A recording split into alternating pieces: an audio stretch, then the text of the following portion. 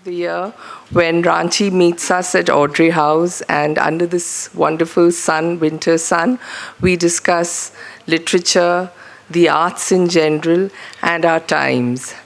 This year, we have a wonderful, eclectic set of speakers and performers, and we hope to see many of you through the next 2 days to enjoy what we have presented to you and what we hope will resonate with this wonderful city.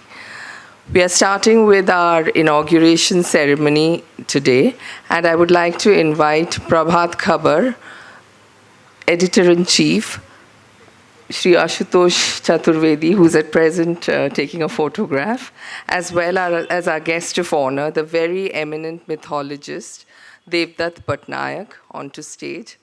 Welcome to the Tata Steel Jharkhand Literary Meet in association with Prabhat Khabar. I would like a round of applause for our guests of honor.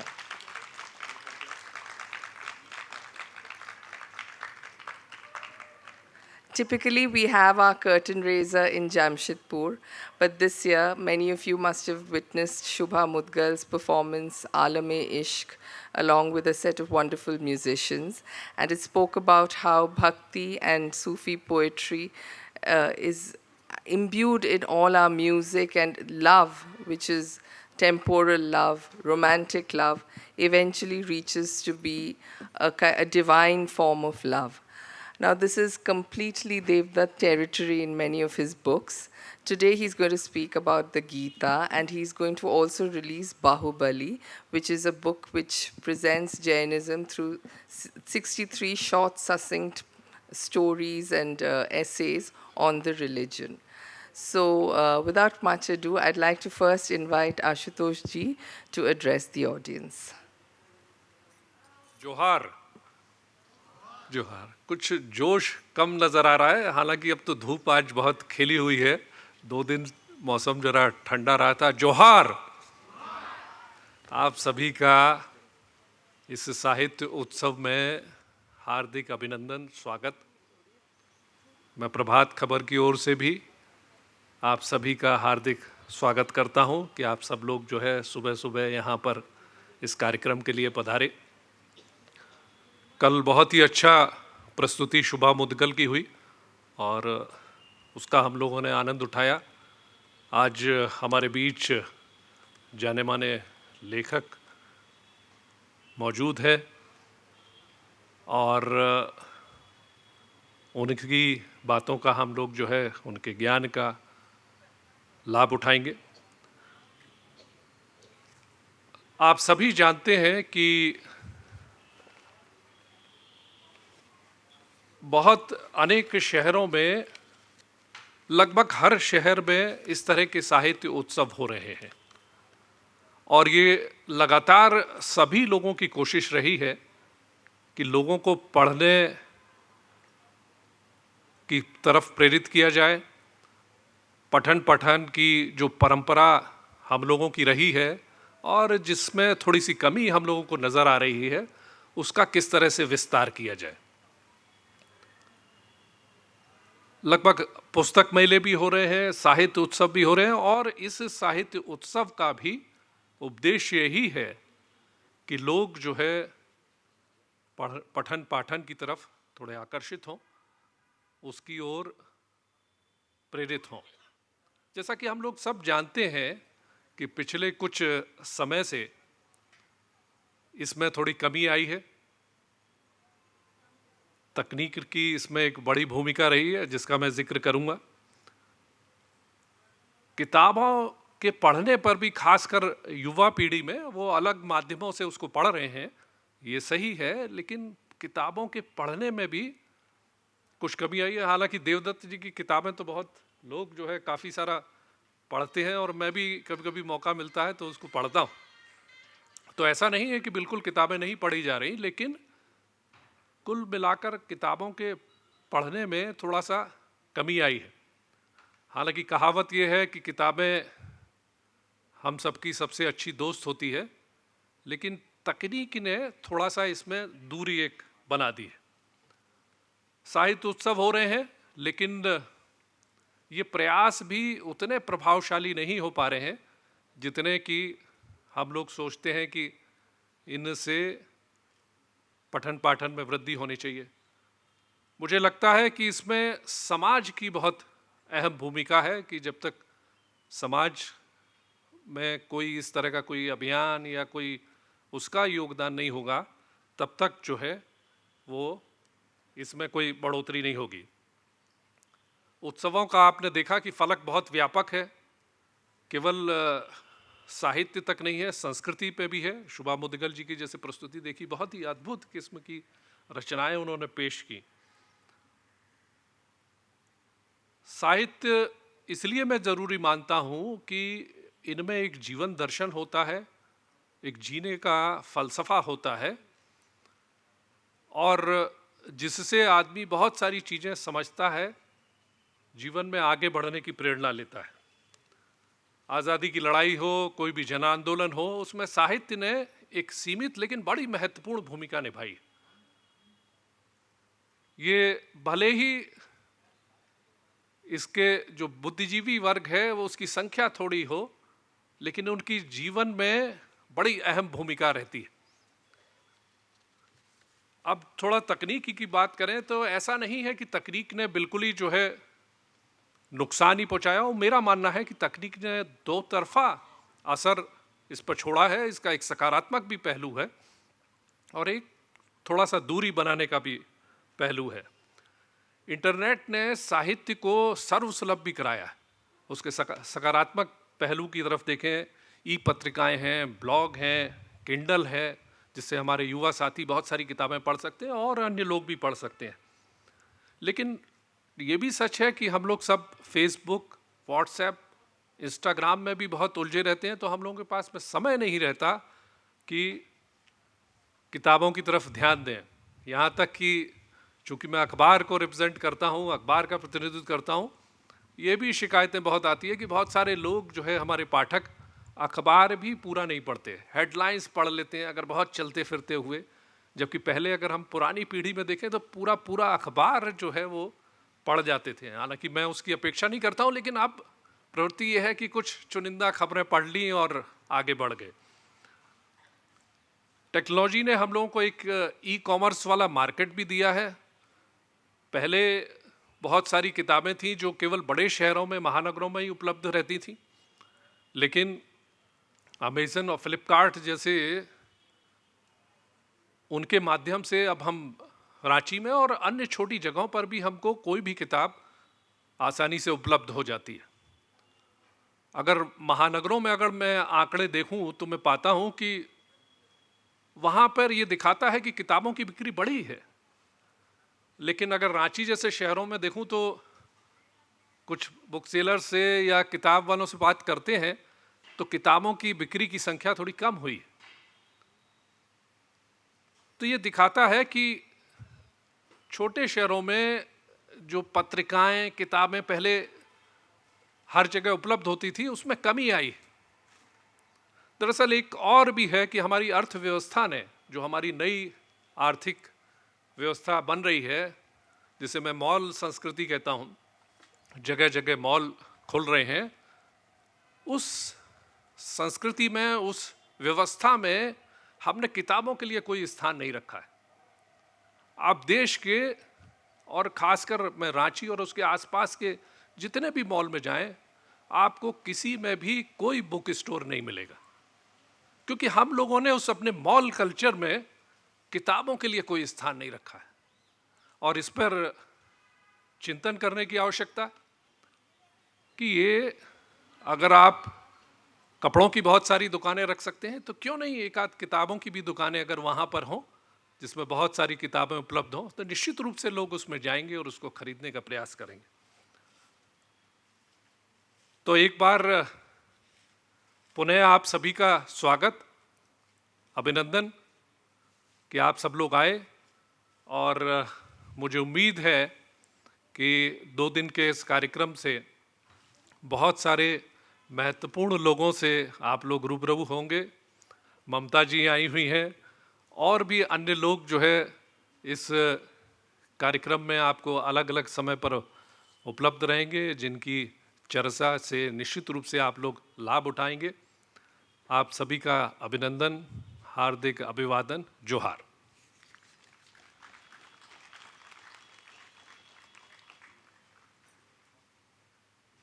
Shukriya, Ashutosh ji.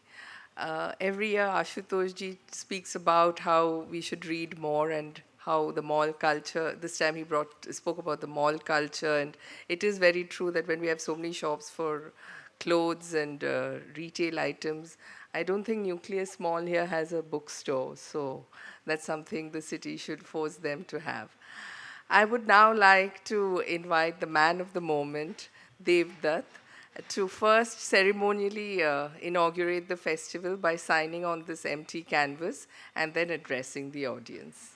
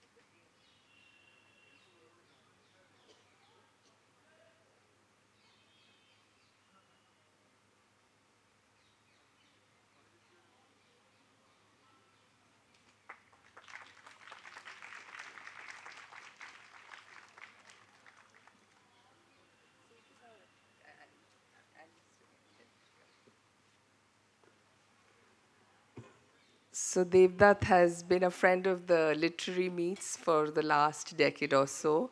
He had come to Jamshedpur in 2017 to address the audience there at our curtain raiser, but sadly couldn't make it here because this is also around the time of his birthday. So this time, fortunately, we finish well in time for him to go back and have that wonderful celebration.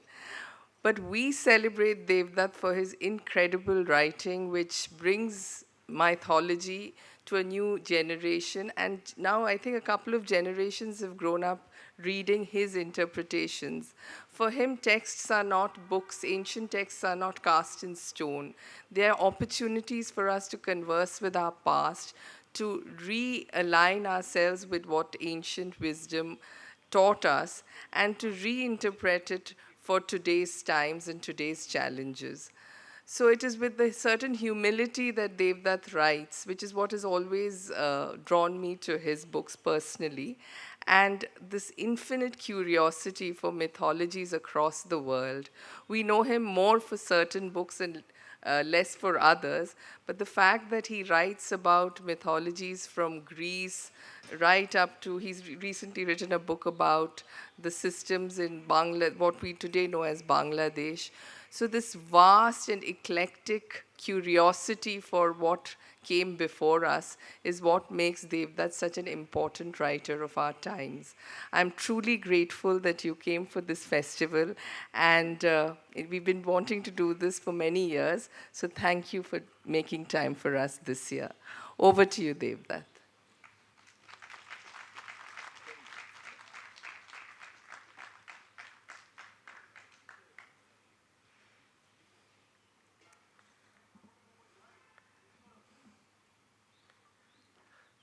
नमस्ते, मेरा नाम देवदत्त पटनायक है। तो अभी sir जब जोहार बोल रहे थे तो he was saying from a Jharkhand point of view, लेकिन मैं उड़ीसा से हूँ और हमारे यहाँ भी हम जोहार बोलते हैं। It's a very common thing. तो आई वाज लाइक ये उड़िया क्यों बोल रहे हैं? तो बचपन से हम सीखे हैं कि बड़ों को जोहार कहें, तो अगर मेरे नेफ्यूज़ और नीस मुझे जोहार नहीं बोलेंगे तो मुझे बहुत बुरा लगता है और उसे पता चलता है कि मैं एक दूसरे जनरेशन का हूँ। आजकल सब लोग हाय बोलते हैं, hello hi, hello uncle, hi uncle, but वो जोहार शब्द हमें पसंद है। तो भाषा में कितनी छोटी छोटी बातें निकलती हैं। अभी एक ही शब्द से मुझे झारखंड का कनेक्शन उड़ीसा के साथ आ गया।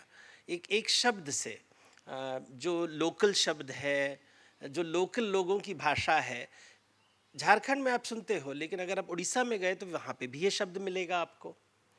तो भाषा से भारत बनती है। जितनी भाषाएं हैं भारत में, उसी से भारत बनता है। अलग अलग भाषाएं आती हैं, अलग अलग भाषाएं बताई जाती हैं, कई जगह से आती है। जैसे एक होता है उत्तर भारत से एक आर्य भाषा आता है, दक्षिण भारत से द्रविड़ भाषा आता है।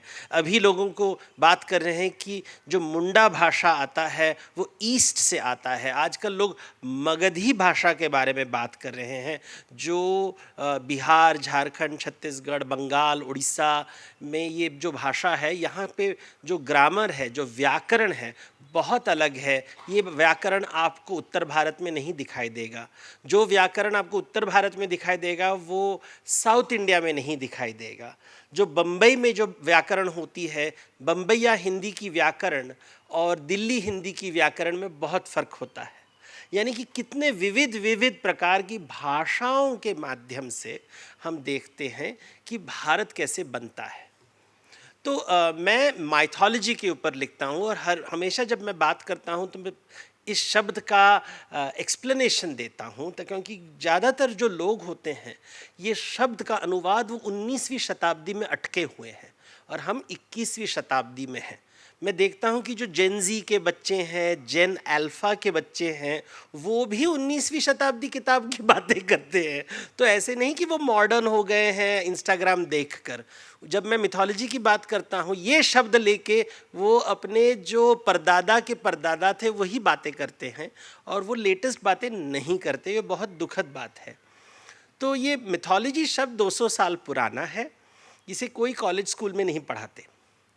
मिथोलॉजी शब्द 2 शब्दों से बना हुआ है, तो संधि है ये, इट्स अ जॉइंट वर्ड। एक है मिथोस, दूसरा है लोगोस। मिथोस और लोगोस दोनों यूनानी यानी कि ग्रीक शब्द हैं। मिथोस का मतलब है आख्यान। आख्यान का मतलब है वो कहानी जिससे मुझे जिंदगी का रहस्य समझने को मिलता है। बस एक ऐसी कहानी जो मुझे बताती है कि जीवन का रहस्य क्या है, उसे मिथोस कहते हैं।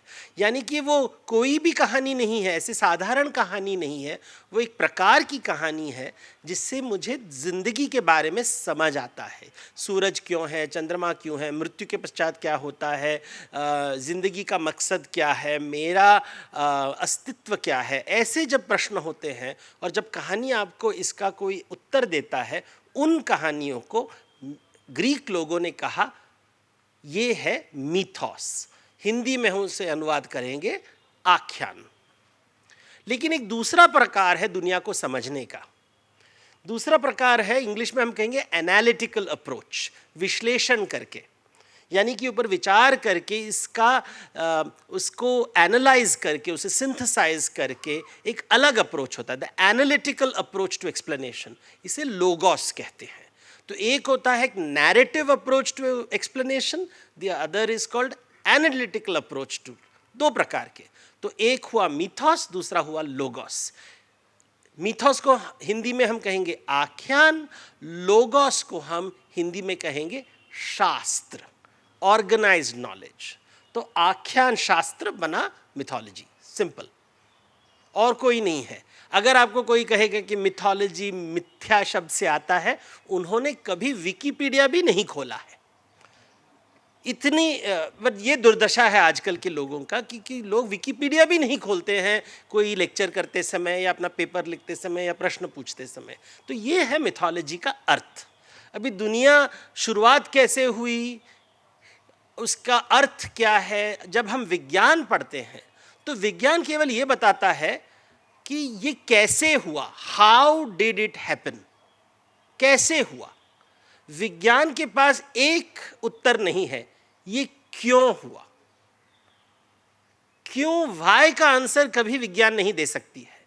विज्ञान बता सकती है कि आपका जन्म कैसे हुआ, कि आपको एक पुरुष का शरीर क्यों मिला है, स्त्री का शरीर क्यों मिला है। वो बोलेंगे कि देखो एक्स क्रोमोसोम है, वाई क्रोमोसोम है, जेनेटिकली ऐसे ऐसे होता है, आपके मम्मी और पापा साथ में आए, वो पूरा डिटेल में बता देंगे आपको आपका जन्म कैसे हुआ, हाउ, कैसे हुआ, क्यों हुआ,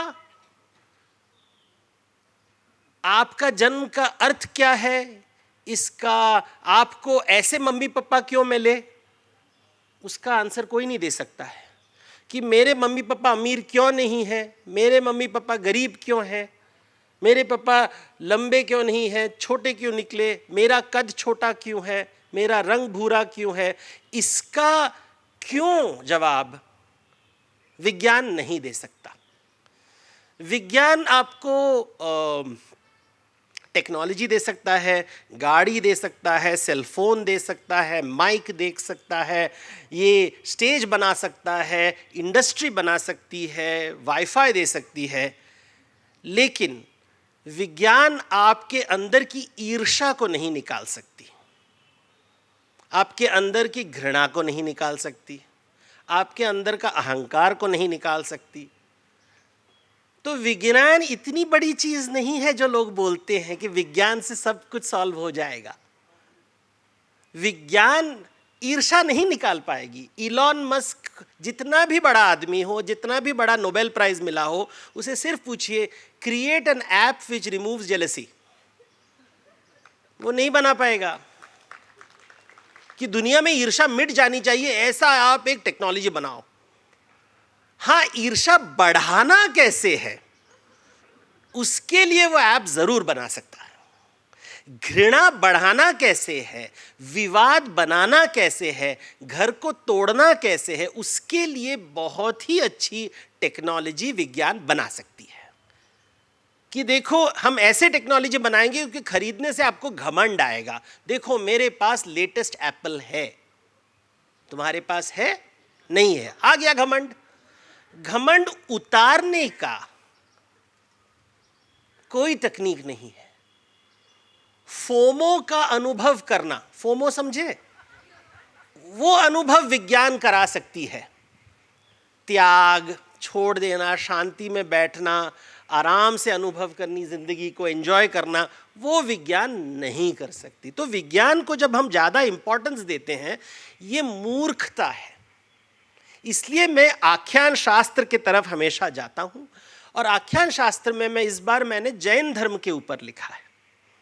और जैन धर्म क्योंकि मैंने देखा कि देखिए भारत में जैन धर्म बहुत ही छोटे, 1% of Indian society is Jain, that is it.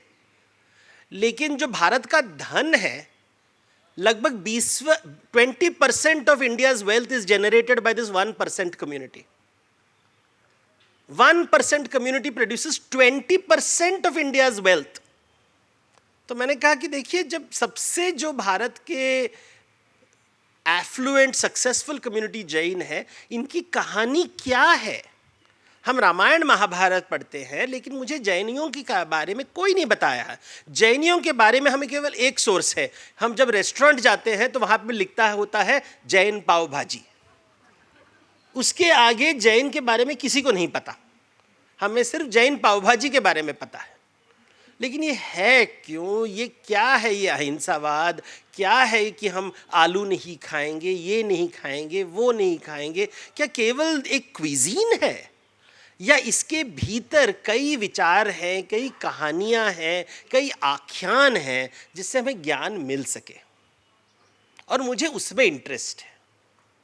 जैसे हमारे जो हिंदू लोग हैं वो बोलेंगे कि देखो 4 युग है, 4 युग के बाद एक प्रलय आता है।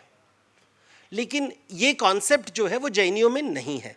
वो कहेंगे कि समय सांप जैसे होता है, एक सांप जैसे होता है। जैसे सांप ऊपर नीचे जाता है, वैसे अच्छे टाइम आते हैं, बुरे टाइम आते हैं, अच्छे टाइम आते हैं, बुरे टाइम होते हैं। अच्छे टाइम जब जा रहा है उसे हम उत्तरसर्पिणी कहेंगे, जब बुरा टाइम आता है हम उसे अवसर्पिणी कहेंगे। तो गुड टाइम उत्तरसर्पिणी, जब अच्छा टाइम आता है तो लक्ष्मी आपके घर में आती है, श्री आती है आपके घर में। जब लक्ष्मी जब आती है तो आप घमंडी हो जाते हो। जब घमंडी हो जाती होते हो तो तुम बहुत ही बुरी तरह से बर्ताव करते हो, बुद्धि भ्रष्ट हो जाती है, फिर लक्ष्मी भाग जाती है। जब लक्ष्मी भाग जाती है फिर से शुरू हो जाता है अवसर्पिणी, यानी कि बुरा टाइम आ गया। जब लक्ष्मी भाग जाती है तब सरस्वती आपके पास आती है इकतारा लेके कि देखो सीखने का टाइम आ गया, क्योंकि तुम मूर्ख हो, लक्ष्मी चली गई। अभी मेरी बात सुनो, शायद लक्ष्मी वापस आ जाए। तो ये जो अवसर्पिणी होता है, तभी जब बुरा टाइम आता है तभी लोग आध्यात्म की तरफ जाते हैं। जब वो अच्छा टाइम होता है वो आध्यात्म के पास नहीं जाते, वो सिर्फ मंदिर जाते हैं कि भगवान मेरे धन का रक्षा करो, यानी कि चौकीदार बन के रहो। लेकिन जब हम बुरा टाइम आता है तो हम सरस्वती की पूजा करते हैं कि देखिए माता जी हमको बताइए कि धन के बिना कैसे जी सके, धन पाए कैसे, श्री कैसे आया हमारी जिंदगी में। और फिर वापस आता है उत्सर्पिणी, वाता आता है अच्छे समय।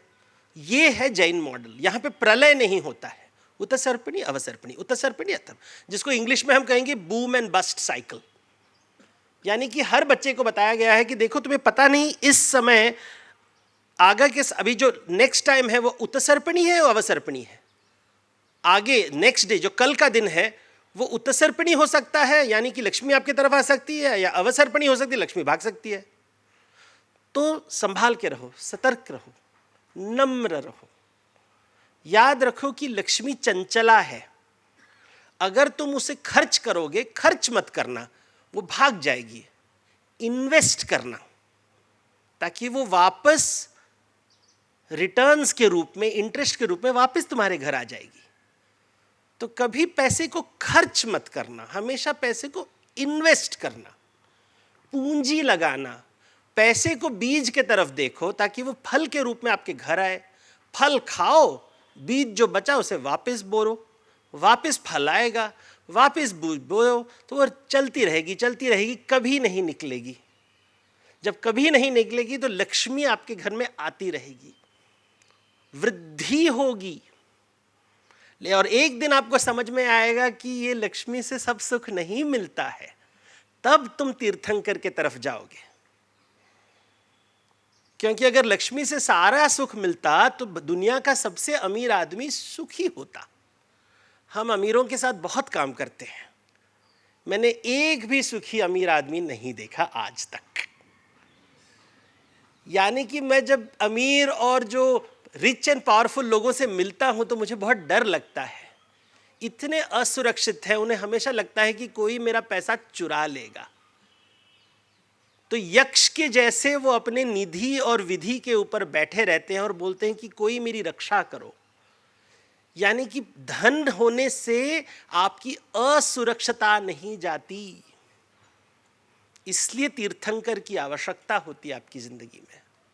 और ये है जैन धर्म की स्टाइलिंग। और कहते हैं कि महावीर जी यहाँ, झारखंड स्पेसिफिकली इंपॉर्टेंट, जैनियों के लिए बिहार, झारखंड रीजन और गुजरात, ये तीन जो भाग है वेरी इंपॉर्टेंट। यहाँ पे तीर्थंकर रहते थे। 20 तीर्थंकर झारखंड में जो एरिया है यहाँ पे उन्हें मोक्ष पाया थे, and that is a very important idea. लेकिन मुझे क्या इंटरेस्ट में, यहाँ Jharkhand is the land of साल के पेड़। हम इसको इंपॉर्टेंस नहीं देते लोग। मैं बहुत लोगों से पूछा, जब से कल आया हूँ, साल के पेड़ मुझे देखने हैं, साल के पेड़ मुझे देखने हैं। तो उन्होंने बोला अरे ये तो सब जगह होता है। तो मैंने कहा तुम्हें क्या पता है साल के पेड़ का वैल्यू क्या है? जब बुद्ध की माँ गर्भवती थी तो उसने साल के पेड़ को पकड़ के, जब चाइल्ड बर्थ का जो प्रेगनेंसी लेबर पेन हुआ था, इतना दर्द हुआ था, तो उन्होंने साल के पेड़ के पकड़ा था, और उसी के बाद बुद्ध का जन्म हुआ। ये जो चित्र है आपको हर बुद्ध स्तूपा में मिलेगा, जिसे साल भंजिका कहते हैं।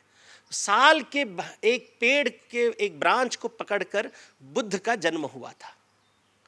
साल के पेड़ के नीचे बैठकर महावीर जी को केवल ज्ञान मिला था, वो उनके लिए शुभ है। बौद्ध धर्म में शुभ है, जैन धर्म में शुभ है। जब आप वाल्मीकि रामायण पढ़ो, नॉट तुलसी रामायण, वाल्मीकि रामायण पढ़ो, सारी रामायण उसी जगह होती है जहां साल के पेड़ होते हैं। जब राम किष्किंधा आते हैं तो वो तीर मारते हैं, 7 साल के पेड़ को काटते हैं। और रावण जी का सरनेम क्या था ये लोग नहीं पूछते कभी। रावण का सरनेम होगा ना, राम का सरनेम इक्ष्वाकु है, रावण का सरनेम क्या है? और I try to pronounce the word, मुझे ठीक से प्रोनाउंस नहीं कर रहा, लेकिन शब्द है साल कंटका। वो एग्जैक्ट वर्ड है साल कंटका। उसका मतलब है इसे कोई कहता है मुंडा शब्द है, कोई कहता है द्राविड़ शब्द। इसका मतलब है साल के घने जंगल में रहने वाले लोग। तो उनकी माता जो थी वो साल के जंगल में रहती थी। तो साल, लंका में भी जब सीता जाती है वह देखती है कि अशोक वाटिका के चारों तरफ साल के पेड़ हैं। साल के पेड़ केवल उत्तर भारत में मिलता है, झारखंड में मिलता है, उड़ीसा में मिलता है, छत्तीसगढ़ के थोड़े भाग में मिलता है। उसके बाद आता है टीख का पेड़। जहां साल का पेड़ है वहां बुद्धिज्म था, वहां जैनिज्म था, वहां रामायण की कथा होती है। उत्तर भारत में देवदारू होता है जो शिव की भूमि है, और दक्षिण भारत में टीख का पेड़ होता है। अगर कोई भी बॉटनी स्टूडेंट को पूछेंगे वो कहेंगे कि एक लाइन आप ड्रॉ कर सकते हो, ये जो ट्रॉपिक ऑफ कैंसर है उसके ऊपर साल होता है, उसके नीचे सागवान का पेड़ आता है। हम साल के पेड़ के वैल्यू नहीं समझते। आख्यान शास्त्रों से कितना सीखने को मिलता है। और अगर सीखना हो तो मेरी किताब जरूर खरीदिए और पढ़िए। Thank you very much. नमस्कार।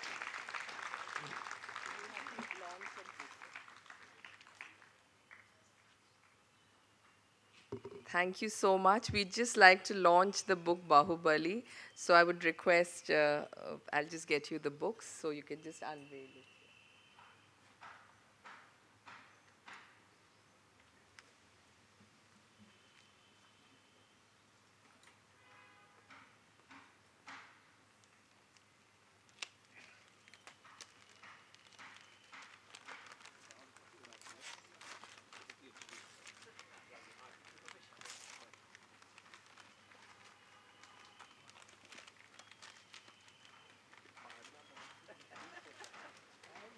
You're like one of the preservers.